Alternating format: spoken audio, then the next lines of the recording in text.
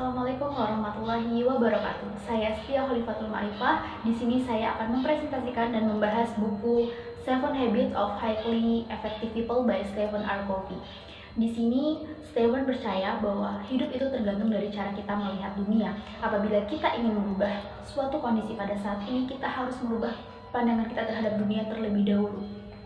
Menurut saya buku ini sangat bagus sekali karena buku ini dapat dijadikan landasan untuk cara kita merubah kebiasaan pola hidup kita dan dapat dijadikan sebagai landasan berpikir untuk menata hidup yang lebih baik lagi. Habits yang pertama yaitu adalah be proactive. Menjadi orang-orang yang proaktif berarti menjadi kebalikan dari orang-orang yang reaktif. Orang-orang yang reaktif di sini adalah orang-orang yang memberikan reaksi terhadap suatu hal tanpa mempertimbangkan konsekuensi dari tindakannya ke belakang. Sedangkan orang-orang yang proaktif adalah orang-orang yang saat melakukan tindakannya tidak bergantung kepada orang lain dan lingkungan sekitarnya, melainkan berdasarkan atas kesadaran atas tindakannya sendiri. Orang-orang yang proaktif ini selalu menerima respon secara tidak otomatis. Dalam arti lain, mereka selalu mempertimbangkan konsekuensi atas tindakan yang dilakukannya tersebut. Habits yang kedua yaitu adalah begin with the end in mind.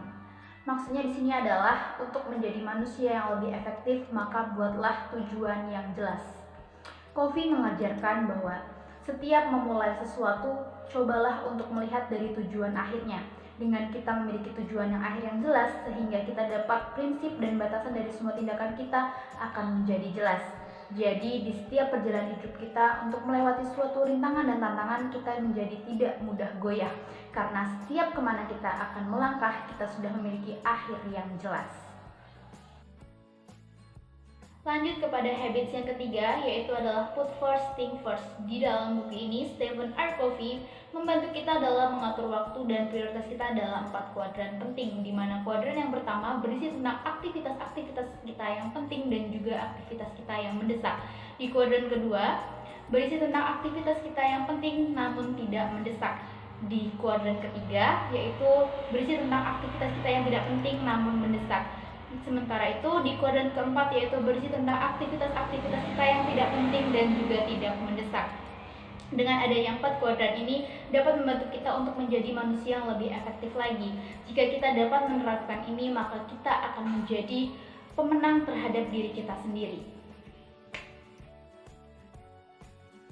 Berikutnya adalah habits yang keempat yaitu adalah think win-win atau berpikir menang dan menang. Orang-orang yang efektif selalu memaksa dirinya untuk menemukan solusi untuk memenangkan semua pihak. Bukan diri kita sendiri yang menang dan orang lain yang kalah, atau kita yang kalah untuk memenangkan orang lain, atau lebih buruknya lagi ketika kita kalah, kita akan mencari solusi untuk orang itu kalah juga. Kebiasaan untuk mencari solusi untuk memenangkan semua pihak ini menjadi sebuah faktor yang penting ketika kita ingin menjadi manusia yang lebih efektif. Kebiasaan ini menciptakan hubungan yang jangka panjang kepada banyak orang. Hubungan-hubungan yang jangka panjang ini akan menjadi sebuah reputasi dalam diri kita. Dengan reputasi yang baik, seseorang akan bekerja lebih efektif lagi, karena setiap orang akan senang hati dalam memberikan bantuan kepada orang yang memiliki reputasi yang baik. Selanjutnya adalah habit yang kelima, yaitu adalah seek first to understand then to be understood. Stephen R. Covey mengajarkan kepada kita untuk memahami dan berempati kepada orang lain terlebih dahulu, serta menaruh empati kita terhadap kondisi orang-orang di sekitar kita. Orang yang efektif akan mampu mengerti orang lain. Hal ini dapat menghindarkan kita dari perdebatan yang tidak diperlukan. Ini adalah cara kerja orang-orang untuk semakin efektif untuk setiap harinya. Pada kebiasaan ini, kita perlu melatih diri kita untuk mendengarkan. Ketika kita mau untuk mendengarkan, maka kita akan mampu untuk memahami kondisi orang lain dengan lebih baik lagi.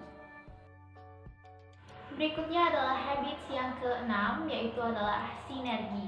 Orang-orang yang efektif akan mampu bersinergi dengan orang-orang di sekitarnya. Sinergi pada saat ini lebih akrab kita dengar dengan kata kolaborasi. Jadi jangan pernah takut untuk berkolaborasi. Ketika kita dapat melakukan habits nomor 4, 5, dan 6 dengan baik, kita bukan hanya menjadi seseorang yang mandiri, tetapi kita juga mampu menjadi seseorang yang dapat berkolaborasi dengan siapapun dengan lebih baik lagi. Habits yang ketujuh yaitu adalah sharpen the saw, atau artinya adalah asahlah gergajimu. Menurut Stephen R. Covey, ada 4 hal yang harus kita asah dalam diri kita. Yang pertama yaitu adalah fisik, yang kedua adalah mental, yang ketiga adalah sosial, dan yang keempat adalah spiritual.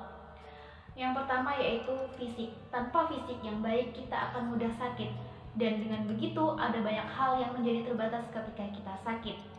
Yang kedua yaitu adalah mental. Hal ini berkaitan dengan apa yang kita baca setiap harinya dan hal-hal positif apa yang masuk ke dalam pikiran kita. Dengan pikiran yang positif, kita dapat menyelesaikan segala sesuatu dengan lebih baik dan lebih efektif. Yang ketiga yaitu adalah sosial. Ketika kita memberi, melayani, kita akan lebih merasa untuk disayangi dan dihargai. Yang keempat yaitu adalah spiritual. Hal ini berkaitan dengan kita dalam menjalankan ibadah menurut ajaran masing-masing. Kita akan memiliki kekuatan yang lebih besar apabila kita terus mengasahnya. Inilah yang membuat 4 hal ini penting, karena 4 hal ini merupakan peranan penting di dalam kehidupan setiap manusia. Oke, yang terakhir ini akan menjadi poin penting dari buku ini. Saya percaya dan saya yakin dengan kita menjalankan 7 habits yang telah dipaparkan oleh Stephen R. Covey, kita akan menjadi manusia yang lebih efektif dan lebih baik lagi di setiap harinya. Sekian dari saya akhiri. Wassalamualaikum warahmatullahi wabarakatuh. See you.